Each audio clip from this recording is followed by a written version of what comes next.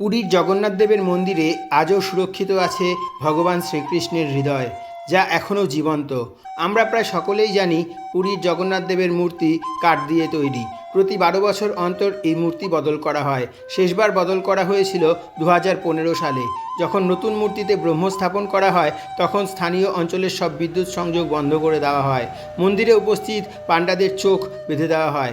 বলা হয়, ব্রহ্ম পদার্থ স্থাপনের সময় যদি ভুলবশত নজর পড়ে তবে মৃত্যু অনিবার্য। মহাভারতের যুদ্ধে 36 বছর পরে শ্রীকৃষ্ণের মানবরূপের মৃত্যু হয়। পাণ্ডবরা তার দাহ করেন, তাতে তার শরীর ভস্ম হলেও হৃদয় সচল থাকে। পাণ্ডবদের জানানো হয় এটি ব্রহ্ম হৃদয়, যা আগুনে নষ্ট হবে না, গঙ্গার জলে দিয়ে দিতে হবে। জলের স্পর্শে হৃদয় কাঠে পরিণত হয়, যা দিয়ে বানানো হয় জগন্নাথ দেবের মূর্তি। ভিডিওটি ভালো লাগলে কমেন্টে লিখুন জয় জগন্নাথ। আর এরকম আরও ভিডিও পেতে চ্যানেলটি সাবস্ক্রাইব করে সঙ্গে থাকুন।